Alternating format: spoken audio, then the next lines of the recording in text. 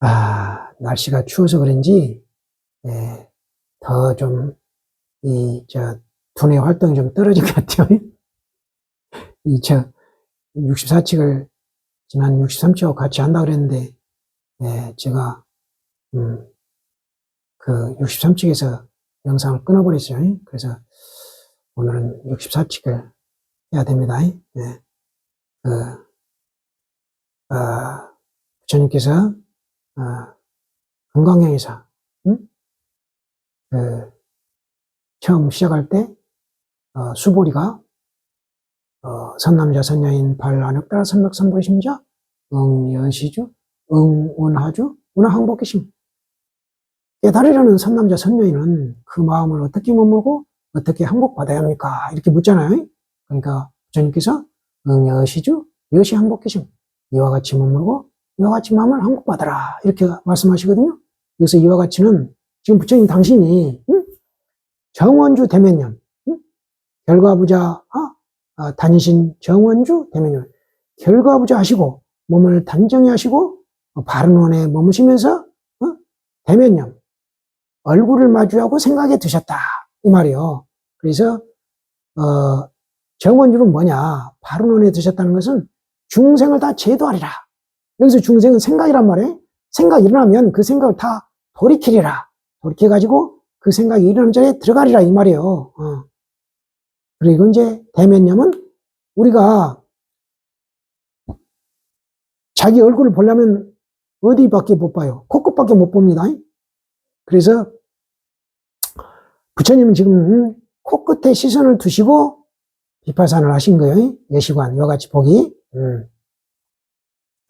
그리고 이제 또 중간에 응무소주 이생리심, 머무르지 않는 마음을 내라. 어디에? 불응주 색성향 미촉법 색심, 색성향 미촉법에 머무르지 않는 마음을 내라. 무슨 말이요?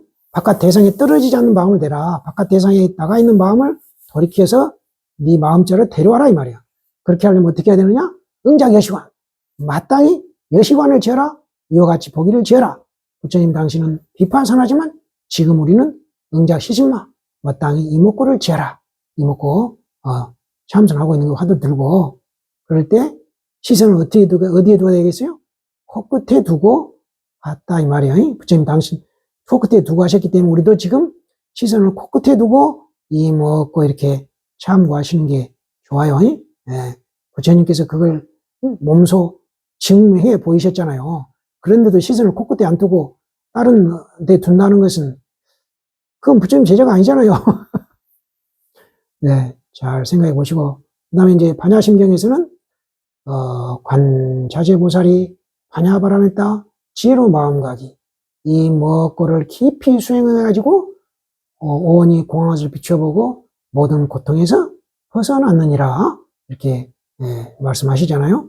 그래서 오온이라는 것은 우리의 생각이니까 생각이 텅 빈 것을 보고 모든 고통에서 벗어났단 말이야. 생각이 텅 비어있으니까 고통이라는 생각이 어디 있겠냐, 이 말이야. 그러니까 바로 벗어나버린 거죠. 그 다음에 보살도 그 삼세 재불도 모두 반야 바람일다, 그 지혜로 마음가기, 이 무엇고에 의지해가지고 깨달음을 얻는다고 이제 말씀하시잖아요. 그러니까 우리도 그 반야 바람일다, 지혜로 마음가기, 이목고를 수행해서 깨달아야 됩니다. 그러니까 이제 반야심경에서 반야 바람일다, 이것은 신비한 주음이다, 이 말이에요. 반야 바람일다가 왜 이목고 이렇게 의심하면 바로 그 마음자리에 데려다 주기 때문에 그렇단 말이에요. 마음자리에 들어갈 수 있기 때문에 신비한 주음이다, 이 말이야. 그래서 어서 빨리 열반으로 가가지고 깨달음을 성취하자고 건장한 경이 반야심경이란 말이에요. 우리 부처님들 반야심경, 금강경을 바르게 하시고 이목고 참선 열심히 하시기 바랍니다. 이번 시간에는 지난 백암록 63칙과 이어지는 64칙을 살펴보도록 하겠습니다. 조주 두대초해라는 제목으로 이제 백암록에서는 두 칙으로 나눠놨어요.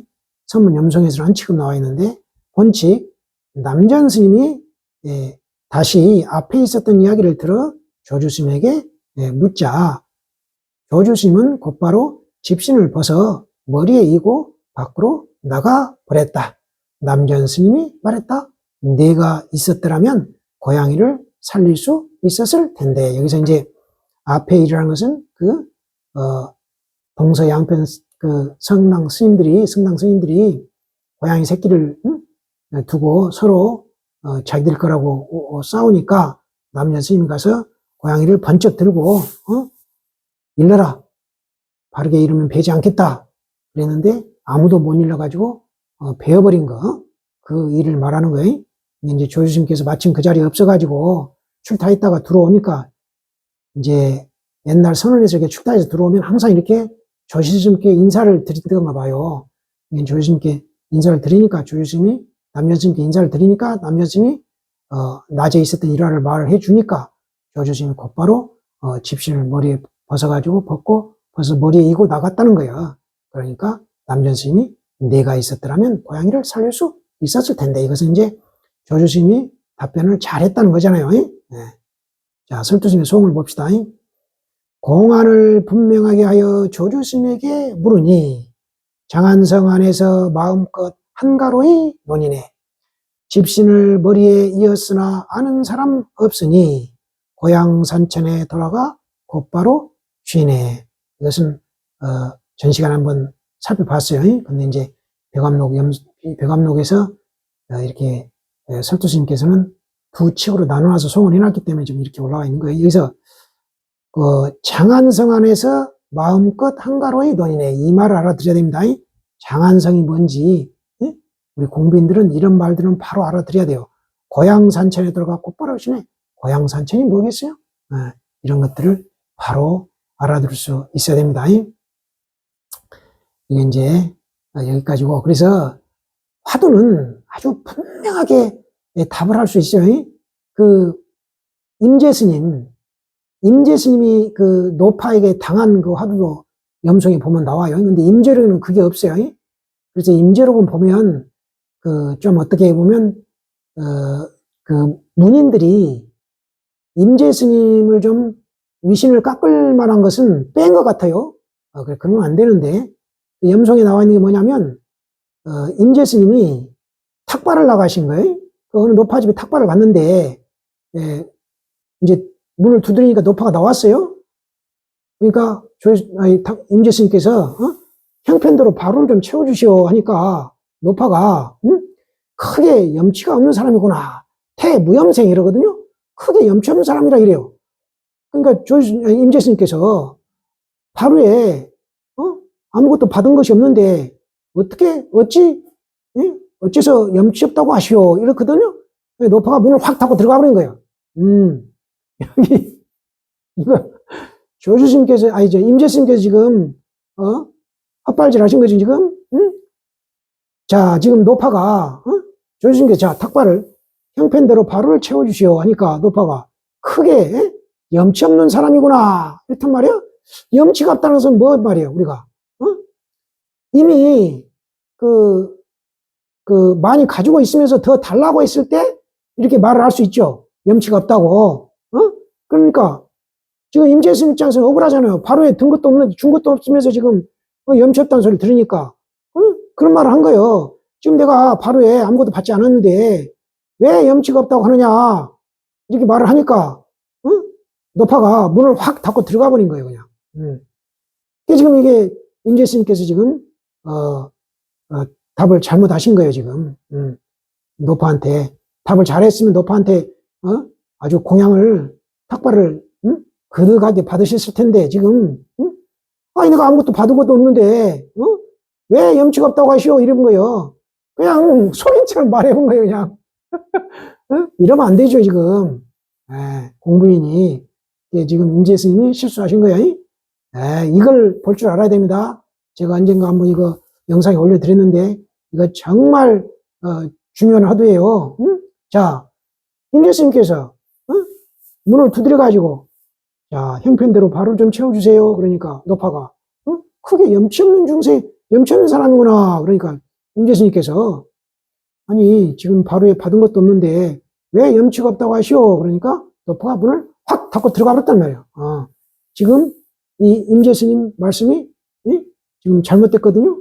이게 공부의 말이 아닌 거예요. 우리 국민들 각자 같으면 어떻게 말을 하겠는가? 이걸 볼 줄 알아야 됩니다. 이거 정말 재밌는 화두예요. 그 선문 염성에서 딱 한 분 송이 있는데 별로 그냥 둘이 뭉술한 송이에요. 우리 공부인은 내가 이 노파 지금 크게 염치 없는 사람이구나 이렇게 얘기했을 때 뭐라고 답을 했어야 그 공양을 받았겠는가, 탁발을 할 수 있었겠는가, 이걸 한번 참고해 보시기 바랍니다. 정말 좋은 화두예요. 그래서 이 염송의 그 법문을 들으실 때는 내가 이해할 수 있는 것은 잊어버려도 상관없어요. 기억할 거 없어요. 내가 이해할 수 없는 구절, 그것을 딱 기억을 해가지고 돌이켜서 참고해야 되는 거예요. 참고하되 이거를 무슨 어디 책을 찾아보거나 절대 그래서는 안 돼요. 이 화두는, 이 선지식의 염송은, 법문은 어디 경전이나 어록을 뒤져서 알 수 있는 게 아니에요. 절대 그런 게 아니에요. 내가 뭘 몰라서 못 알아듣는 게 아니에요. 오로지 내가 돌이키는 힘이 부족했기 때문에 못 알아듣는 거예요.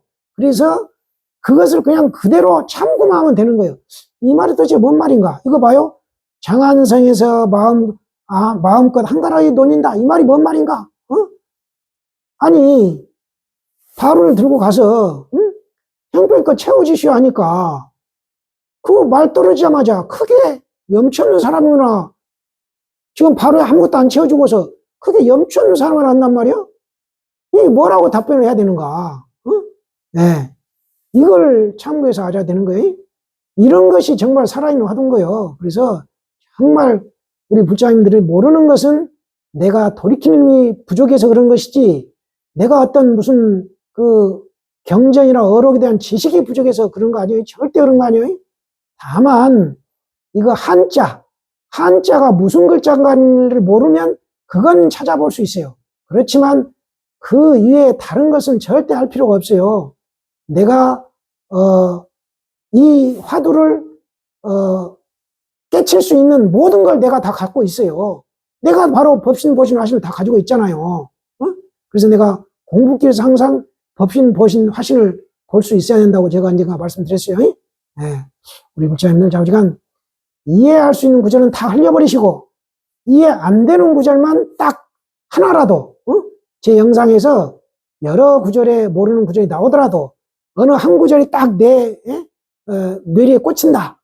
그러면 그걸 가지고 한 번씩 참고를 하십시오. 그래야 그것이 정말 돌이키는 힘을 기를 수 있는 거예요. 네. 알면 똥이요, 모르면 금인 거예요. 그래서 열심히 참고하시기 바랍니다.